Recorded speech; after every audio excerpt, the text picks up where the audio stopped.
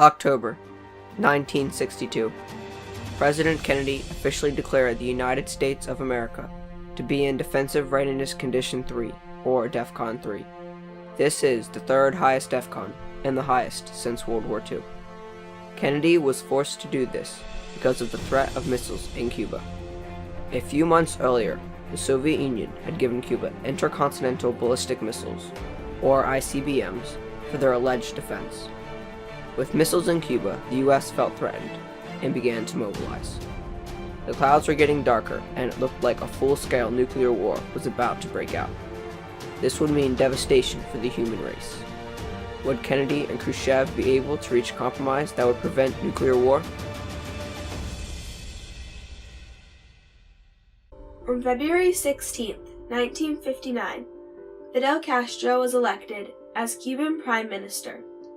Between the years 1959 and 1960, he doubled the size of the Cuban military, fearing a US-backed coup. He established relations with the USSR in 1960 and immediately asked for military aid. Nikita Khrushchev, the Soviet premier, agreed and began deploying arms, men, and eventually nuclear missiles in 1962. I saw enough merchant ships carrying what could add up to a mobilized regiment, a mobilized rifle regiment. A regiment like that has 31 tanks in it, and there was 54 T-54 tanks that only the Russians used. And so I thought there was at least one regiment. It turned out, I think there were 3 total Soviet regiments, and they were there to fight for the Cuba to the end. On January 20th, 1961, John Fitzgerald Kennedy, more commonly known as JFK, was sworn in as President of the United States of America. His first major decision was to place strategic nuclear missiles in Turkey. Kennedy's and Khrushchev's long relationship began when Kennedy reacted badly to a speech given by Khrushchev. Following this, at a conference in Vienna on June 4, 1961, he allowed Khrushchev to walk all over him. He had no response to the hard-line, negotiating tactics of the short, assertive Soviet premier, who had his way again and again. After realizing that Cuba had established diplomatic relations with the USSR, he ordered the Bay of Pigs invasion. The doomed assault was launched on April 17, 1961, by US-supplied Cuban refugees. The attack was stopped dead on the beach and was systematically destroyed. All that it did was enrage Castro and reinforce his idea that Kennedy was out to get him. With all this tension, would a nuclear war be avoidable? On Monday, October 15, 1962, American Air Force pilot Richard Heiser flew a U-2 spy plane over Cuba taking pictures.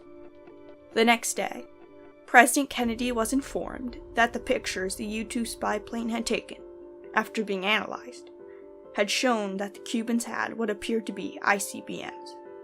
As a result of this, the Executive Committee of the National Security Counselors, EXCOM, convened for their first meeting to discuss the threat. The next day, the photos were studied further, and evidence of long-range Soviet missiles was found.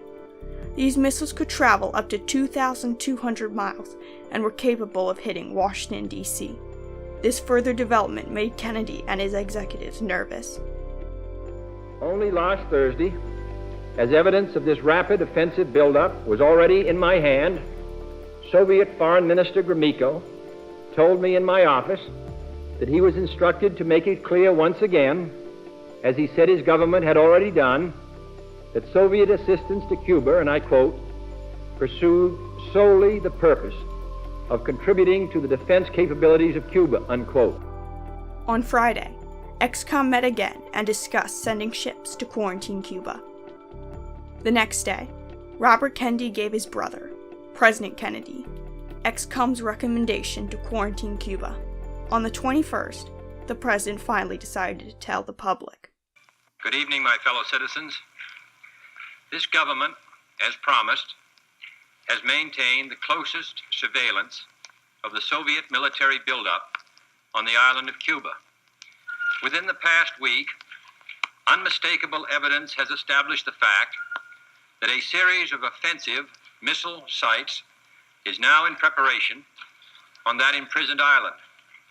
The purpose of these bases can be none other than to provide a nuclear strike capability against the Western Hemisphere. Our unswerving objective, therefore, must be to prevent the use of these missiles against this or any other country, and to secure their withdrawal or elimination from the Western Hemisphere. I have directed that the following initial steps be taken immediately. First, to halt this offensive buildup, a strict quarantine on all offensive military equipment under shipment to Cuba is being initiated. Second, I have directed the continued and increased close surveillance of Cuba and its military buildup. Third, it shall be the policy of this nation to regard any nuclear missile launched from Cuba against any nation in the Western Hemisphere as an attack by the Soviet Union on the United States, requiring a full retaliatory response upon the Soviet Union. Khrushchev accused Kennedy of putting the world at risk of a nuclear war by quarantining Cuba. He refused to remove the missiles from Cuba.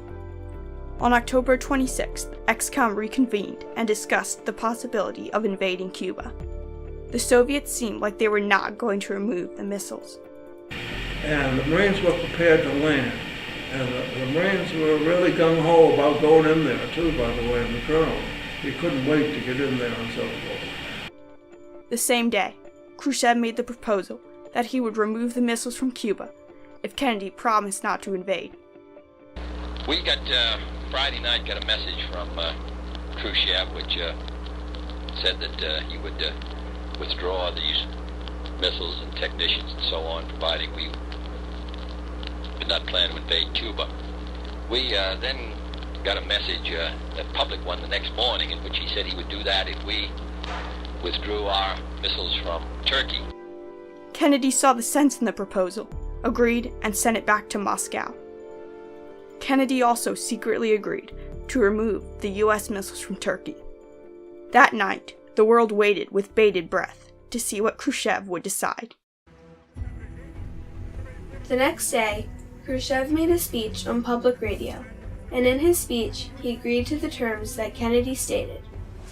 Fidel Castro wanted to be included in the compromises, and his terms were that the U.S. had to remove the army base at Guantanamo. On October 28th, Khrushchev stated this: "The Soviet government, in addition to previously issued instructions on the cessation of further work at the building sites for the weapons, has issued a new order on the dismantling of the weapons, which you describe as offensive, and their crating and return to the Soviet Union." Finally, a compromise had been reached, and the conflict had ended. In the weeks to come, to fulfill their part of the agreement, the Russians began the removal of the ICBMs in Cuba. The U.S. Navy, under order of the United Nations, supervised the removal of the missiles. In their own turn, the U.S. began the removal of the missiles they had placed in Turkey. The removal of these missiles was not publicized. As a result of this, it seemed that the Soviets were the only ones who lost anything from the compromise. To the world, it looked like Khrushchev had backed down from what he initiated. He was removed from his office 2 years later. Fidel Castro was enraged that Khrushchev had not even broached the subject of his demands. Soviet and Cuban relations deteriorated over the next few years. The Cuban Missile Crisis was a conflict of two great powers, the United States of America and the Soviet Union, colliding in an epic struggle of ideals and power. But because of the fact that Kennedy and Khrushchev were able to negotiate a compromise that was satisfactory to both sides. Of course, the compromise was that Khrushchev, I think it was, said, okay, we'll send our ships back without the thing and pull out all our missiles from Cuba if you promise not to invade. So Kennedy said, sure. What could have turned into nuclear war was merely a 13-day standoff. This taught the world that the threat of nuclear war was ever too real. Hopefully, the world never has to go through what it did during those heated days of October 1962.